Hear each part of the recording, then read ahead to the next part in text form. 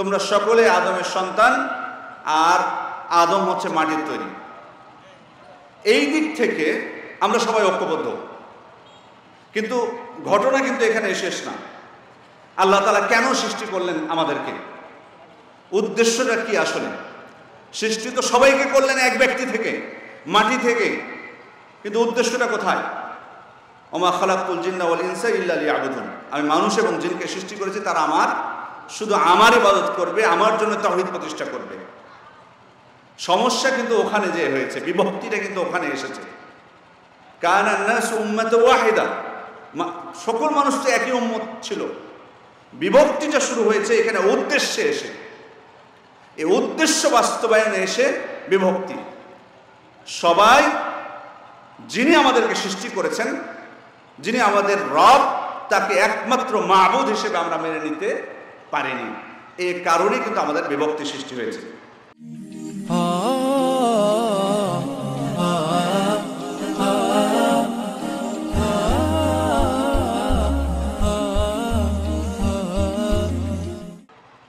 আর আল্লাহ তাআলা যুগে যুগে নবী রাসূলদেরকে প্রেরণ করেছেন মানুষের মধ্যে, তাদেরকে আসলে ঐক্যবদ্ধ করার জন্য, যে বিভক্তিটা সৃষ্টি হয়েছে, এবং কিতাব নাজিল করেছেন এবং তাদেরকে আহ্বান করেছেন, ইয়া আইয়ুহান নাসু উবুদু রাব্বাকুমুল্লাযী খালাকাকুম ওয়াল্লাযীনা মিন ক্বাবলিকুম। হে মানুষ সকল, সকল মানুষকে কিন্তু বলছেন, হে মানুষ সকল, তোমরা কার ইবাদত করো? এক আল্লাহ, যিনি তোমাদেরকে এবং তোমাদের পূর্ববর্তীদেরকে সৃষ্টি করেছেন। কারণ খেয়াল করে দেখুন, বিভক্তি যখন হয়েছে তখন ঐক্যবদ্ধ করতে হলে আপনার কিন্তু একটা মূলনীতি থাকতে হবে, আপনার একটা ভিত্তি থাকতে হবে, যে ভিত্তির উপর ঐক্যবদ্ধ হবে সেই ভিত্তিটাই হচ্ছে কিন্তু এটা তাওহীদ। অর্থাৎ সকলেই যখন আল্লাহ তাআলাকে এক মাবুদ হিসেবে গ্রহণ করবে তখনই ঐক্যবদ্ধ হতে পারবে, নতুবা ঐক্যবদ্ধ হওয়ার কোনো সুযোগ নেই। আল্লাহ রাসূল সাল্লাল্লাহু আলাইহি ওয়াসাল্লামকে আল্লাহ তাআলা প্রেরণ করলেন যে সমাজে, তিনি তাকে বেছে নিলেন। আল্লাহু আ'লামু হাইসু ইয়াজআলু রিসালাতাহ, আল্লাহ তাআলাই অধিক অবগত, তার রিসালাতের দায়িত্ব কোথায় কাকে দিতে হবে তিনি অধিক অবগত। আল্লাহ রাসূল সাল্লাল্লাহু আলাইহি ওয়াসাল্লামকে প্রেরণ করলেন এমন এক সমাজে, যে সমাজ ছিল বিভক্ত, গোত্রে গোত্রে বিভক্ত। গোত্রপ্রীতি ছিল তাদের মধ্যে এতই যে গোত্রের কেউ যদি অপরাধ করত, খেয়াল করে দেখুন কত তাদের মধ্যে, মানে প্রত্যেকটা গোত্রের তাদের মধ্যে ঐক্যবদ্ধ, আর এক গোত্রের সাথে বিভক্তি তাদের। যে এক গোত্রের কেউ যদি কোনো অপরাধ করত, তখন ওই গোত্রের সকলেই ওই অপরাধের দায় দায়িত্ব নিয়ে নিত, বলতো ও শুধু অপরাধী না, আমরা সবাই অপরাধী। আবার কেউ যদি তার গোত্রের লোকের উপর কেউ আক্রমণ করত, সবাই মিলে তখন প্রতিশোধ নিত এটার বিরুদ্ধে। এবং ছোট্ট একটি কারণকে কেন্দ্র করে, যেটা হয়তো খুব বড় কোনো বিষয় না, ছোট্ট বিষয়, হয়তো উদাহরণস্বরূপ হয়তো যদি বলা হয়, ধরুন আপনাদের মধ্যে আপনারা যারা আয়োজন করেছেন এটা, কেউ হয়তো বললেন যে জিকে ফাউন্ডেশনের সম্মেলনটা ফেব্রুয়ারি মাসে করতে হবে, আর কেউ বললেন না এটা জানুয়ারি মাসে করাটাই উচিত। মতভেদ হলো। এই মতভেদকে কেন্দ্র করে জাহেলি যুগে যুগে, মানে ওই সমাজের অবস্থা বলছি, হতে পারত যে এই ছোট্ট একটা কারণকে উল্লেখ করে তাদের মধ্যে যুদ্ধ বেঁধে যেত, এবং ওই যুদ্ধ চলতো 6 মাস ধরে, 1 বছর ধরে, 2 বছর ধরে, যুগের পর যুগ ধরে। সামান্যতম একটা কারণে তাদের মধ্যে যুদ্ধ বেঁধে যেত। ওই সমাজে আল্লাহ রাসূল সাল্লাল্লাহু আলাইহি ওয়াসাল্লামকে আল্লাহ তাআলা প্রেরণ করলেন, তিনি তাদেরকে ঐক্যবদ্ধ করবেন। কিন্তু কিভাবে ঐক্যবদ্ধ করবেন, ভিত্তিটা কি? তিনি সবাইকে ডাক দিলেন, কুলু লা ইলাহা ইল্লাল্লাহ তুফলিহু, তোমরা লা ইলাহা ইল্লাল্লাহ বলো, তোমরা সফল কাম হবে। কারণ এটা ছাড়া তো আসলে পৃথিবীতে অন্য কোনো ভিত্তি নেই। আপনি যতই চেষ্টা করুন, আপনি শুধু ঐক্য করবেন আর প্রকৃত তাওহীদকে আপনি গ্রহণ করবেন না, কোনো লাভ হবে না। প্রতিদিন যদি একটা করে সভা করেন আর একটা করে মঞ্চ করেন আর সবাইকে এক জায়গায় করে দেন, লাভ হবে না। ঐক্যের যে মূল ভিত্তি সেটাকে যদি আপনি গ্রহণ না করেন। সম্মানিত উপস্থিতি, আল্লাহ রাসূল সাল্লাল্লাহু আলাইহি ওয়াসাল্লাম সেটাই ডাক দিলেন। তিনি সবাইকে বলে দিলেন যে আমি কিন্তু নির্দিষ্ট কোনো গোত্রের নবী নই, আমি সকল মানুষের নিকট প্রেরিত নবী। কুল ইয়া আইয়ুহান নাসু ইন্নী রাসূলুল্লাহি ইলাইকুম জামিআ, আপনি বলে দিন যে হে মানুষ সকল, আমি তোমাদের সকলের নিকট প্রেরিত রাসূল। তিনি দাওয়াত দিলেন। এরপরে সাহাবায়ে কিরাম, আপনারা জানেন যে তারা ছিল বিভিন্ন গোত্রের, ঐক্যবদ্ধ তো করলেন, শুধু গোত্রভিত্তিক নয়। আপনি খেয়াল করে দেখুন, সোহাইব রোম থেকে, সালমান পারস্য থেকে, বেলাল হাবাসা থেকে রাদিয়াল্লাহু আনহুম জামিআন, সবাইকে তিনি কি করলেন? এক কাতারে নিয়ে আসলেন। সবাইকে, ভিন্ন ভিন্ন দেশের, ভিন্ন ভিন্ন জায়গার, ভিন্ন ভিন্ন কালার, কত পার্থক্য, কিন্তু কিসের উপর ভিত্তি করে এক করতে পারলেন? সেটা কিন্তু ছিল তাওহীদের উপর ভিত্তি করে, বাস্তবে তাওহীদের উপর ভিত্তি করে, এটা ছাড়া কোনো উপায় ছিল না। এবং তাদেরকে, তাদের ঐক্যটা, ভ্রাতৃত্ববোধটা বা তাদের সম্প্রীতি, ভ্রাতৃত্ববোধটা কত শক্তিশালী ছিল যে আপনি খেয়াল করে দেখুন, হয়তো আমরা এই জিনিসগুলো চিন্তা করি না অনেক সময়, যে আল্লাহ রাসূল সাল্লাল্লাহু আলাইহি ওয়াসাল্লাম যখন তাদেরকে হিজরতের নির্দেশ দিচ্ছেন, দীর্ঘ 13 বছর মাক্কি জীবনে তিনি দাওয়াতি কাজ করলেন, তারপর যখন তাদেরকে তিনি হিজরতের নির্দেশ দিলেন মদিনায়, আপনারা খেয়াল করুন, হিজরতটা কি এত সহজ ছিল? আপনাদের কি মনে হয়? এক দেশ থেকে নিজের দেশ ত্যাগ করে, নিজের সম্পদ সবকিছু আত্মত্যাগ করে অন্য দেশে পাড়ি দেওয়া, এটা কি সহজ বিষয়? আপনাকে যদি এখন বলা হয়, আপনারা যারা নারায়ণগঞ্জের, বলা হয় যে আপনাদেরকে অবশ্যই আপনাদেরকে ময়মনসিংহ চলে যেতে হবে, অথবা নোয়াখালী চলে যেতে হবে, অথবা বরিশাল চলে যেতে হবে, আপনারা এত সহজে রাজি হবেন? এত সহজ ছিল না। কিন্তু আল্লাহ রাসূল সাল্লাল্লাহু আলাইহি ওয়াসাল্লাম যখন তাদেরকে নির্দেশ দিলেন যে মদিনায় হিজরত করতে হবে, কেউ আপত্তি করেছিলেন আপনাদের জানা মতে? কোনো আপত্তি তারা করেননি। তাহলে কিভাবে সম্ভব হলো? এই কঠিন কাজটার ব্যাপারে কোনো আপত্তি আসতো না। তার মানে বুঝতে হবে তাদের ভিত কত শক্তিশালী আল্লাহ রাসূল সাল্লাল্লাহু আলাইহি ওয়াসাল্লাম করেছেন। এরপরে হিজরত হলো। হিজরতের পর আল্লাহ রাসূল সাল্লাল্লাহু আলাইহি ওয়াসাল্লাম এবার ইসলামী সমাজ প্রতিষ্ঠা করবেন, এবার আরও ঐক্যবদ্ধ করবেন। কারণ মদিনায় তো দাওয়াত আগেই পৌঁছে গেছে, সেখানে অনেকে ইসলাম গ্রহণ করেছেন, সেখানে বিভিন্ন গোত্র ইসলাম গ্রহণ করেছেন, কিন্তু তারা এক জায়গায় ছিলেন না।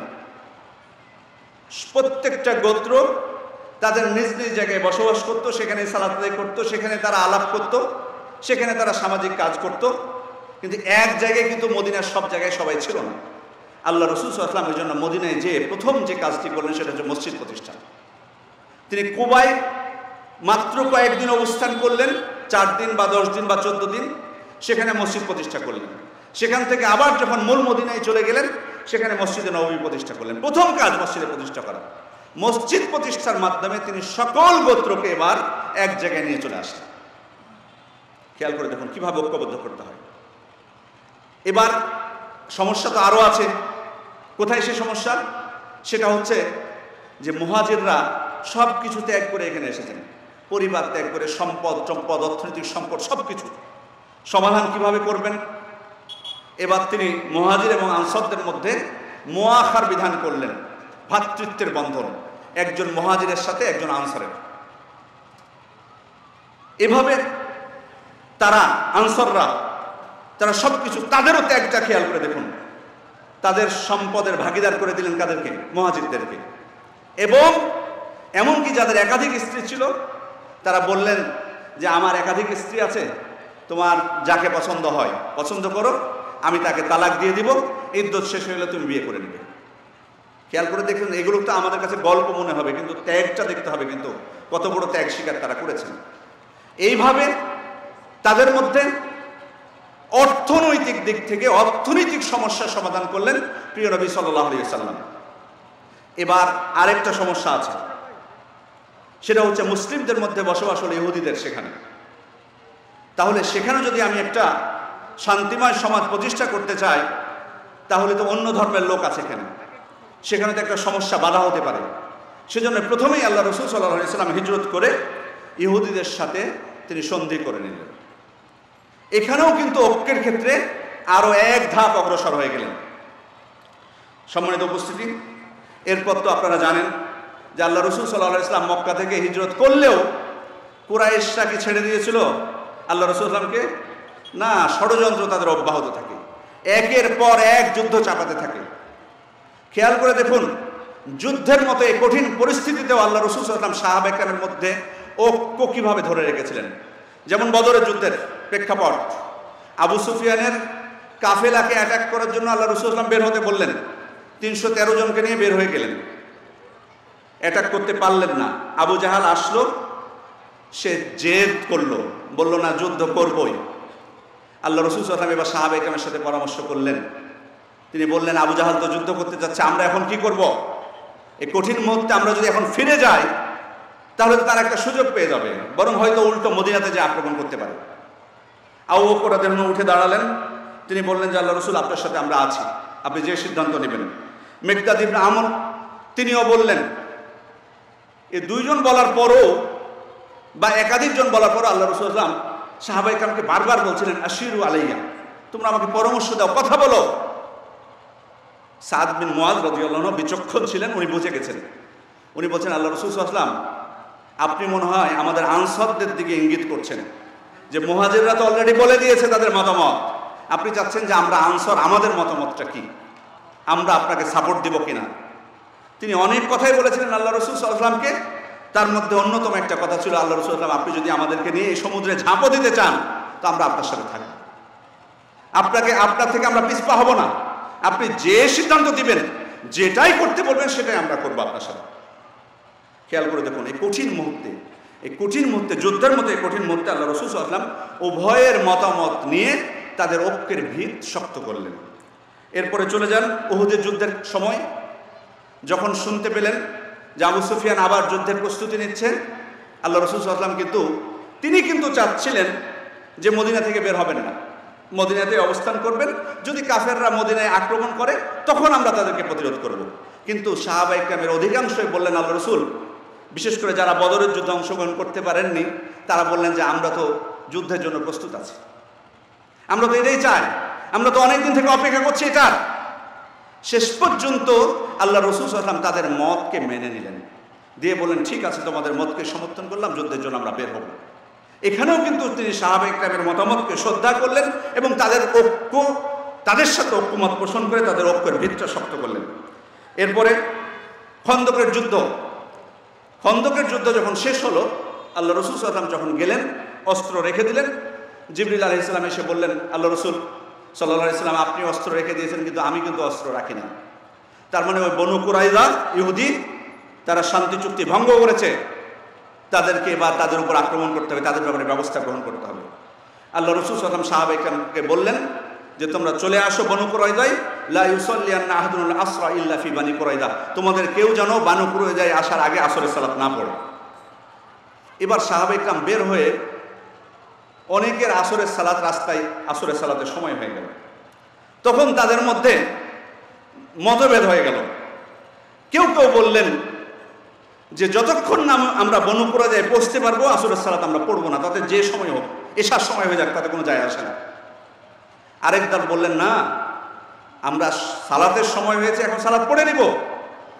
আল্লাহ রাসূল সাল্লাল্লাহু আলাইহি ওয়াসাল্লাম আমাদেরকে তাড়াতাড়ি যেতে বলেছেন, এটা ছিল তার উদ্দেশ্য, কিন্তু এমনটা না যে সালাতের রক্ত হয়ে গেলে আমরা সালাত পড়বো না, এখন আমরা সালাত কিন্তু পড়ে নিব। দিয়ে তারা সালাত পড়ে নিলেন কেউ, আর কেউ পড়লেন না।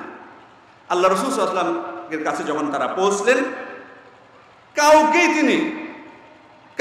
তিনি দোষারোপ করেননি, কারণ এই বিষয়টা এত গুরুত্বপূর্ণ বিষয় ছিল না যে সেখানে তাকে রায় দেওয়ার প্রয়োজন ছিল, কারণ ওই মুহূর্তটা কিন্তু অনেক কঠিন মুহূর্ত। সেজন্য তিনি চাচ্ছিলেন যে সবার মধ্যে যাতে তাদের মধ্যে যে শক্তি, তাদের মধ্যে যে ঐক্য, সেটা যাতে ঠিক থাকে। সম্মানিত উপস্থিতি, এরপরে হুনাইনের যুদ্ধের পর আপনারা জানেন যে মক্কা বিজয়ের পরপরই কিন্তু হুনাইনের যুদ্ধ হয়, এবং এই যুদ্ধে কিন্তু অনেক নতুন মুসলিম, নও-মুসলিম তারা কিন্তু এই যুদ্ধে অংশগ্রহণ করে। যুদ্ধ যখন শেষ হলো, আল্লাহ রাসূল সাল্লাল্লাহু আলাইহি ওয়াসাল্লাম মুসলিমগণ অনেক গনিমত লাভ করলেন। আল্লাহ রাসূল সাল্লাল্লাহু আলাইহি ওয়াসাল্লাম এই গনিমতটার অধিকাংশই তিনি দিয়ে দিলেন, এই নতুন মুসলিমদের মধ্যে বন্টন করে দিলেন। আর বিশেষ করে কুরাইশদের বড় বড় নেতারা ছিল, তাদেরকে আরো বেশি করে দিয়ে দিলেন। তো এটা নিয়ে আনসারদের মধ্যে একটু বিরূপ প্রতিক্রিয়া দেখা গেল, মানে তাদের কেউ মন খারাপ করলেন একটু। তারা ভাবলেন, আল্লাহ রাসূল সাল্লাল্লাহু আলাইহি ওয়াসাল্লামকে এতদিন থেকে আমরা সহযোগিতা করছি, এত কিছু করছি, তার পাশে আমরা আছি, তাকে আমরা আশ্রয় দিয়েছি, এত কিছু হয়েছে, কিন্তু এত গনিমত লাভ করার পর তিনি আমাদেরকে কিছুই দিলেন না। সব এই যে মাত্র কয়েক মাস আগে বা কয়েকদিন আগে যারা ইসলাম গ্রহণ করলো তাদেরকে সব কিছু দিয়ে দিলেন। তাদের মধ্যে মানুষ, তো তারা তো মানুষ ছিলেন, এই জিনিসটা কিন্তু আমাদেরকে স্বীকার করতে হবে, মানুষ ছিলেন, আমাদের মধ্যে এত লোভী ছিলেন না, কিন্তু স্বাভাবিক যেটা প্রবৃত্তি মানুষ যেটা থাকবে। সাদ ইবনে উবাদা আল্লাহ রাসূল সাল্লাল্লাহু আলাইহি ওয়াসাল্লামকে এসে বলছেন যে আল্লাহ রাসূল, আনসারদের মধ্যে এরকম কথা হচ্ছে। তো তিনি সকল আনসারকে ডাক দিলেন। ডাক দিয়ে তিনি তাদের উপর তার অনুগ্রহের কথা স্মরণ করিয়ে দিলেন এবং আল্লাহ রাসূল সাল্লাল্লাহু আলাইহি ওয়াসাল্লামের উপর আনসারদের অনুগ্রহের কথাও স্মরণ করিয়ে দিলেন। তারপর একটা বাক্য বলেছিলেন, আলা তারদাউনা আইয়াযহাবা আন-নাসু বিশ-শাতি ওয়াল বুকরান ওয়া তাযহাবুনা বিরাসূলিল্লাহি সাল্লাল্লাহু আলাইহি ওয়াসাল্লাম, তোমরা কি চাও না যে মানুষেরা নিয়ে যাক গরু ছাগল, মানে গনিমতের মাল, অন্যরা নিয়ে যাক গরু ছাগল সম্পদ, তোমরা কি চাও না যে তোমরা নিয়ে যাবে তোমাদের প্রিয় রাসূল সাল্লাল্লাহু আলাইহি ওয়াসাল্লামকে সাথে করে মদিনায়? তখন সাহাবায়ে কেরাম খুশি হলেন আনসাররা। আল্লাহ রাসূল সাল্লাল্লাহু আলাইহি ওয়াসাল্লাম আরো অনেক কথা বলেছিলেন যে সব লোক যদি একটা উপত্যকায় চলে আর আনসাররা আরেকটা উপত্যকায় চলে, তা আমি আনসারদের যে উপত্যকায় চলছিল সেই উপত্যকাতে আমি চলব। তিনি যখন কথা বলছিলেন আনসাররা কান্না করতে করতে তাদের দাড়ি পর্যন্ত ভিজে যায়। খেয়াল করে দেখুন যে ওই সময় আল্লাহ রাসূল সাল্লাল্লাহু আলাইহি ওয়াসাল্লাম যদি না ডাকতেন সকল আনসারদেরকে, তাহলে শয়তান কিন্তু আরো সুযোগ পেত কি তাদের মধ্যে বিভক্তি সৃষ্টি করার। এভাবে আল্লাহ রাসূল সাল্লাল্লাহু আলাইহি ওয়াসাল্লাম প্রত্যেকটা পর্যায়ে, এমনকি মুনাফিকদের ক্ষেত্রেও, আপনারা জানেন তখন কিন্তু অনেক মুনাফিক ছিল আল্লাহ রাসূল সাল্লাল্লাহু আলাইহি ওয়াসাল্লামের সময়, কিন্তু তিনি কি সবার সামনে মুনাফিকদের নাম তিনি প্রকাশ করে দিয়েছিলেন? না, মৃত্যুর পরেও প্রকাশিত হয়নি। হুযায়ফা ইবনুল ইয়ামান রাদিয়াল্লাহু আনহু তিনি সবার নাম জানতেন, তাকে বলা হয় সিররু রাসূলিল্লাহি সাল্লাল্লাহু আলাইহি ওয়াসাল্লাম। এটার মধ্যেও কিন্তু হিকমত আছে, কারণ তিনি যদি মুনাফিকদের ব্যাপারে তৎক্ষণাৎ ব্যবস্থা নিতেন তাহলে তার ব্যাপারে একটা নেতিবাচক ব্যাপার দৃষ্টিভঙ্গি প্রচার করার সুযোগ পেত ইসলাম বিদ্বেষীরা। সে সুযোগটা তিনি দেননি। এই জন্য আমাদেরও কিন্তু একটু সজাগ হওয়া দরকার। আমরাও ওই সামান্য একটু যদি সন্দেহ হয় কারো মুনাফিকের ব্যাপারে, আমরা তাকে খুব পরিচয় করে দিতে চাই, ওই যে চুপা বলি বা আরও কত কিছু বলি, মানে খুব মনে করি যে চিনিয়ে দিই সবাইকে। আরে ভাই, মুনাফিক যদি হয় আমি মেনে নিলাম, ঠিক আছে যে উনি মুনাফিক, আর একটা রূপ ধরে আছে, আপনাকে এত তাড়াতাড়ি সবার সামনে আপনাকে পরিচিত করাতে হবেই বা কেন? এত কেন তাড়াহুড়া করছেন? আল্লাহ রাসূল সাল্লাল্লাহু আলাইহি ওয়াসাল্লাম তো জানতেন, মুনাফিকগুলোকে সবগুলোকে চিনতেন, উনি তো পরিচয় করে দেননি। এই জন্য একটু দাওয়াতের ক্ষেত্রে হিকমত অবলম্বন করতে হবে, এত তাড়াহুড়া করা ঠিক না। হুট করে পেলেন কোনো কিছু আর একটা ছবি নিয়ে আসলেন, ক্রস চিহ্ন দিয়ে দিলেন, দিয়ে প্রচার করা শুরু করে দিলেন। এত তাড়াহুড়া করা যাবে না। আলেমদের জন্য অপেক্ষা করতে হবে, কারণ যদি আলেমদের সিদ্ধান্তের অপেক্ষা আমরা না করি তাহলে কিন্তু ফিতনা সৃষ্টি হবে। সম্মানিত উপস্থিতি, আল্লাহ রাসূল সাল্লাল্লাহু আলাইহি ওয়াসাল্লাম কিভাবে সাহাবায়ে কেরামের মধ্যে ঐক্য প্রতিষ্ঠা করেছিলেন, কেমন ছিল তাদের ঐক্য, কিছু দৃষ্টান্ত আমরা দেখি। তাবুকের যুদ্ধটা কিন্তু হয়েছিল যে সময়, ওইটা কিন্তু খুব কঠিন ছিল, প্রচণ্ড গরমের সময়, খেজুর পাকার সময়। ওই সময় মানুষ একটু অলস থাকতো, চাইতো যে গাছের নিচে একটু আশ্রয় নেবে, সেখানে একটু রেস্ট নেবে, বিশ্রাম গ্রহণ করবে। ঠিক ওই মুহূর্তে কিন্তু আল্লাহ রাসূল সাল্লাল্লাহু আলাইহি ওয়াসাল্লাম ডাক দিলেন তাবুকের যুদ্ধের। অন্যান্য যুদ্ধের ক্ষেত্রে আল্লাহ রাসূল সাল্লাল্লাহু আলাইহি ওয়াসাল্লাম অনেক সময় স্থান বলে দিতেন না সাহাবায়ে কেরামকে, কিন্তু ওই যুদ্ধে স্পষ্ট বলেই দিলেন তিনি সব কিছু। অন্যান্য যুদ্ধে যেমন মুনাফিক থাকতো, তারা পিছুটান নিত যুদ্ধ থেকে, এই যুদ্ধেও সেম একই কাণ্ড ঘটল। আল্লাহ রাসূল সাল্লাল্লাহু আলাইহি ওয়াসাল্লাম যখন সফলতার সাথে তাবুক যুদ্ধ থেকে ফিরলেন, মসজিদে তিনি গেলেন, মুনাফিকরা গিয়ে হাজির। কারণ তারা কি করবে, এবার ওজর পেশ করবে। সত্য ওজর না মিথ্যা ওজর? মিথ্যা ওজর। তারা সবাই এক একে গেল, মিথ্যা ওজর পেশ করলো। আল্লাহ রাসূল সাল্লাল্লাহু আলাইহি ওয়াসাল্লাম বাহ্যিক অবস্থার উপর ভিত্তি করে গোপন বিষয়টা আল্লাহর উপর ছেড়ে দিয়ে তাদেরকে বিদায় করে দিলেন। কিন্তু সমস্যা হলো তিনজনের ক্ষেত্রে। তারা ছিলেন প্রকৃত ঈমানদার মুমিন। কাব বিন মালিক, হিলাল বিন উমাইয়া, মুরারা বিন রবি, এই তিনজন সরাসরি আল্লাহ রাসূল সাল্লাল্লাহু আলাইহি ওয়াসাল্লামকে বলে দিলেন, আল্লাহ রাসূল, আমাদের কোনো ওজর ছিল না, সাময়িক বিচ্যুতি। আল্লাহ রাসূল সাল্লাল্লাহু আলাইহি ওয়াসাল্লাম বললেন যে আমি তোমাদের ব্যাপারে কিছুই বলতে পারবো না, ক্ষমা করতে আমি পারবো না তোমাদেরকে। তিনি তাদের সাথে সম্পর্কচ্ছেদ করলেন। এবার কাব বিন মালিক বলছেন যে আমার দুই সাথী হেলাল বিন উমাইয়া এবং মুরারা বিন রবি, তারা তো খুব কষ্ট পেল, তারা বাড়িতেই বসে থাকলো, বাড়িতে বসে কান্নাকাটি করছিল, মন খারাপ করলো। কিন্তু আমি মসজিদে আসতাম, মসজিদে এসে আল্লাহ রাসূল সাল্লাল্লাহু আলাইহি ওয়াসাল্লামকে সালাম দিতাম, সালাম দিয়ে আবার তাকিয়ে থাকতাম যে উনি ঠোঁট নাড়াচ্ছেন কিনা, আমার সালামের উত্তর দিচ্ছেন কিনা। একদিক থেকে দিলে যদি উত্তর না পেতাম, আমি আরেক দিক থেকে যে আল্লাহ রাসূল সাল্লাল্লাহু আলাইহি ওয়াসাল্লামকে সালাম দিতাম, দেখতাম যে তিনি আমার সালামের জবাব দিচ্ছেন কিনা।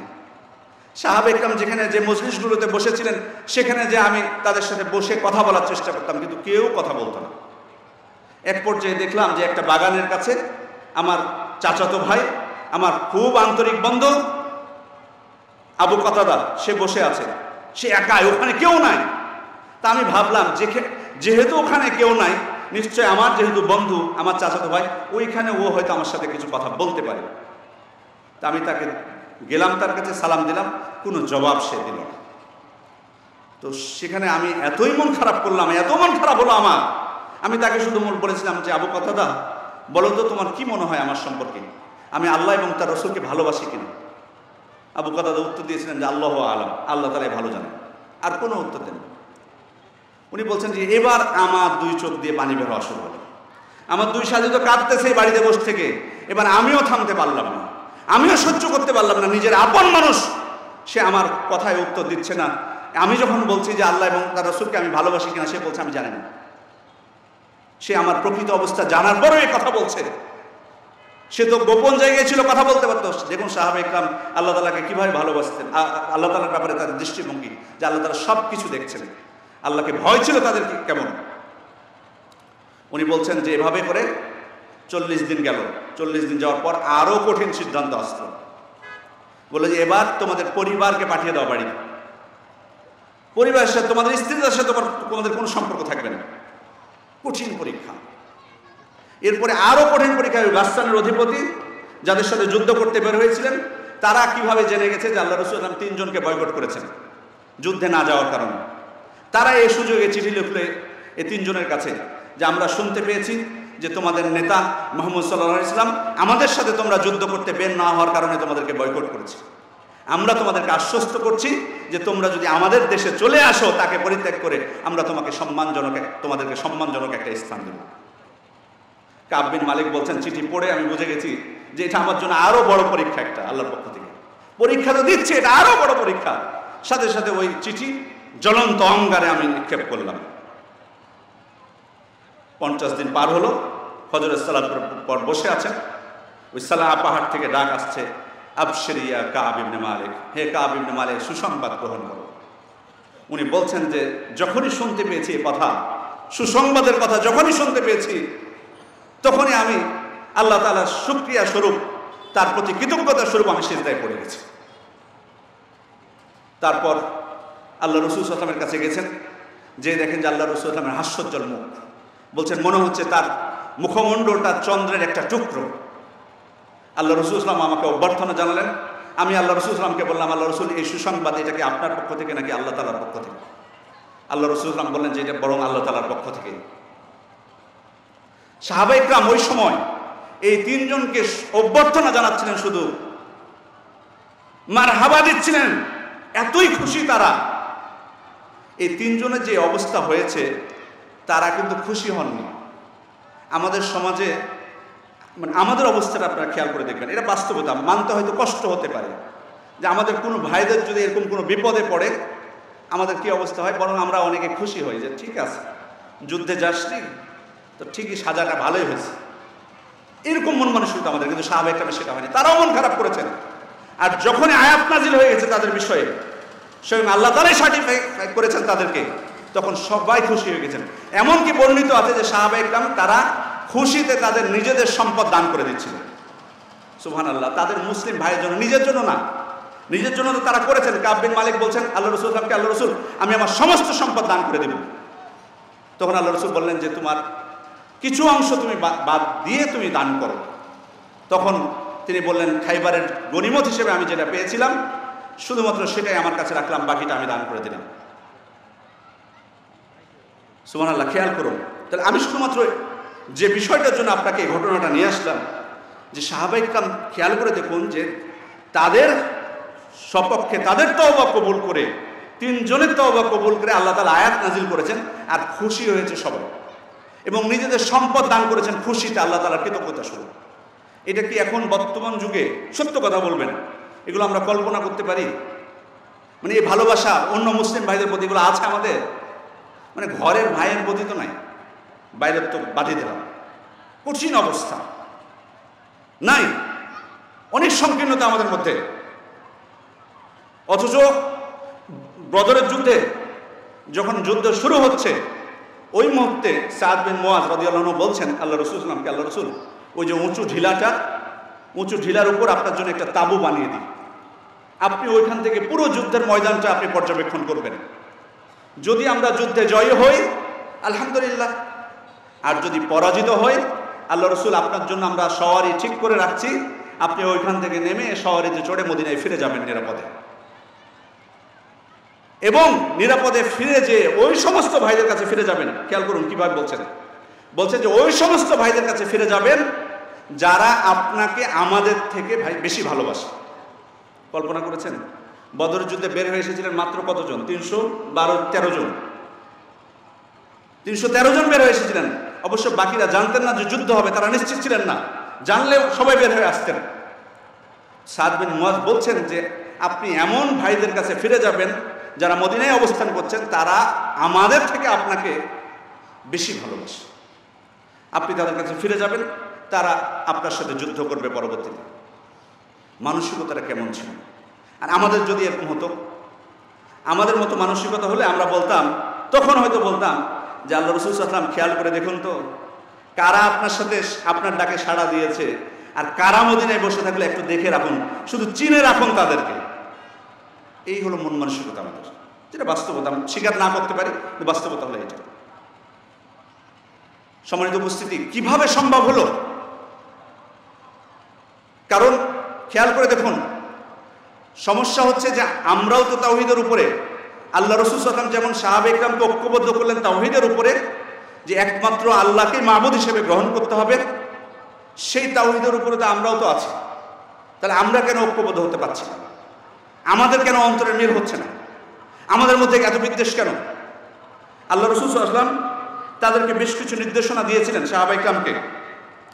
তিনি যখন ইসলামী সমাজ প্রতিষ্ঠা করতে চাচ্ছেন মদিনায়, তিনি কিছু নির্দেশনা দিলেন। খেয়াল করে দেখি মানে এগুলোর ক্ষেত্রে আমাদের ঘাটতি আছে কিনা। যেমন তিনি বলেন, ইয়া আইয়ুহান নাস আফশুস সালাম ওয়া আতইমুত তাআম ওয়া সাল্লু বিল-লাইলি ওয়ান নাসুল নিয়াম তাদখুলুল জান্নাতা বিসালাম। হে মানুষ সকল, তোমাদের মধ্যে তোমরা সালামের প্রচলন ঘটাও, সালামের প্রচলন ঘটাও। এটা কিন্তু অত্যন্ত গুরুত্বপূর্ণ একটা বিষয়। এক মুসলিমের আর এক মুসলিমের হক এটা, সালাম দেওয়াটা, এটাকে ছোট করে দেখবেন না। বিধানটা সহজ, কিন্তু আমরা দিই না। সালাম দেওয়ার বিধান কিন্তু পরিচিত অপরিচিত সবাইকে, মানে শুধু পরিচিত আমি যাদেরকে চিনি, আমার সিনিয়র, আমার থেকে ডিগ্রি বেশি, তাকেই শুধুমাত্র দিব।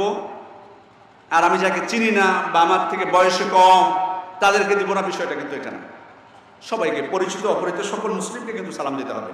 এই সালামের মাধ্যমে কিন্তু আমাদের মধ্যে কিন্তু মহাব্বত কিন্তু বৃদ্ধি পায়, এটা কিন্তু স্বীকার করতে হবে। আপনি হয়তো উদাহরণস্বরূপ বলছি যে আপনার ব্যাপারে আপনার পাশে এলাকারই হয়তো কোনো ব্যক্তি নেতিবাচক দৃষ্টিভঙ্গি প্রকাশ করেন, আপনার প্রতি তার ধারণা খুব বেশি ভালো না। আপনি দেখবেন ওই ব্যক্তিকে যদি আপনি পরস্পর কয়েকদিন সালাম দেন, দেখবেন আপনার প্রতি নরম হয়ে গেছে। বাস্তব কথা বলছে, নরম হয়ে গেছে। তার মানে এটার ইতিবাচক প্রভাব আছে, কিন্তু এই প্রচলনটা আমাদের মধ্যে খুবই কম, নাই বললেই চলে। এমনকি সালাম দিলে আমাদের মধ্যে অনেক ভাইরা আছেন, উত্তর দেওয়াটা তো ওয়াজিব, উত্তরটা পর্যন্ত দেয় না, আস্তে করে দেয়, বললে আস্তে করে দেয়। তাহলে আমাদের মধ্যে মহব্বত সৃষ্টি হবে কি করে? তারপরে আল্লাহ রাসূল বলছেন আল মুসলিমু, তিনি তাদেরকে বললেন মান সালিম আল মুসলিমুনা মিন লিসানিহি ওয়া ইয়াদিহি, প্রকৃত মুসলিম তো সেই যার মুখ এবং হাতের অনিষ্ট থেকে অন্য মুসলিমরা নিরাপদে থাকে। সাহাবা ইকরামকে যখন এই কথা বললেন, তিনি সাহাবা ইকরামকে আর অন্য ভাইদেরকে মুখের মাধ্যমে, তার অঙ্গ প্রত্যঙ্গের মাধ্যমে, হাতের মাধ্যমে কষ্ট দিবেন? একবার চিন্তা করে দেখুন তো, যে আমরা যদি আমাদের মুখটাকে নিয়ন্ত্রণ করতে পারি কষ্ট দেওয়া থেকে, মুখের সাথে কিন্তু আরেকটা বিষয় এখন যুক্ত হবে, সেটা হচ্ছে লেখা। মুখ এবং লেখা, কথার মাধ্যমে কষ্ট দেওয়া। কথা এটা আপনি সরাসরি বলতে পারেন, আবার লিখতেও পারেন। আর বিশেষ করে এখন তো সামাজিক যোগাযোগ মাধ্যম, বুঝতে পারছেন, এটা তো হয়েছে একটা লেখা, সামান্য 2-4 লাইনে কিন্তু আঘাত করা যায়। এটা থেকে যদি আমরা বিরত থাকতে পারতাম, সরাসরি মুখের মাধ্যমে অথবা লেখার মাধ্যমে কষ্ট দেওয়া থেকে, আমাদের মধ্যে ভ্রাতৃত্বের বন্ধনটা বাড়তো না? সরাসরি আক্রমণ তো দূরের কথা, আমাদের মধ্যে কিন্তু, আমাদের পরস্পরের মধ্যে কিন্তু সমস্যার সৃষ্টি হচ্ছে মুখের মাধ্যমে এবং লিখনের মাধ্যমে। এটাকে যদি আমরা নিয়ন্ত্রণ করতে পারি, ইনশাআল্লাহ অবশ্যই আমাদের মধ্যে ভালোবাসা বৃদ্ধি পাবে। এরপর আল্লাহ রাসূল সাল্লাল্লাহু আলাইহি ওয়াসাল্লাম আরো উপদেশ দিলেন, লা তাহাসাদু, পরস্পরে হিংসা করবে না, ওয়ালা তাবাগাদু, বিদ্বেষ করবে না, ওয়ালা তাদাবারু, পরস্পর বিরুদ্ধাচরণ করবে না, লা ইয়াযলিমু, তার উপর জুলুম করবে না। খেয়াল করুন, একজন মানুষ যদি আরেকজন মানুষের উপর জুলুম করে, যে কোনোভাবে হোক, তাদের মধ্যে কি ভ্রাতৃত্বের বন্ধন থাকবে? দুর্বল হয়ে যাবে না? এটা অনেক গুরুত্বপূর্ণ বিষয়। তারপরে তিনি বলেছেন, লা ইয়াখযুলুহু, তাকে অসম্মান করবে না, ওয়ালা ইয়াহকিরুহু, তুচ্ছ জ্ঞান করবে না, মানে তার প্রকৃত সম্মানটা, তার প্রকৃত জ্ঞানটা তাকে দিবে। সম্মানিত উপস্থিতি, এটাও কিন্তু একটা বড় সমস্যা। আমরা তাওহীদের উপর আমাদের এক আকীদা, এক মানহাজ এক হওয়ার পরও আমাদের মধ্যে ঐক্য এবং ভালোবাসা না থাকার এটাও একটা কারণ, যে আমরা অন্যের যে সম্মানটা সেটা আমরা দিতে পারি না। যখন সে যদি আমার অধীনে থাকে বা আমার সাপোর্টার হয়, তখন আমি তাকে সম্মান করি, আর না হলে সে সম্মান করে না।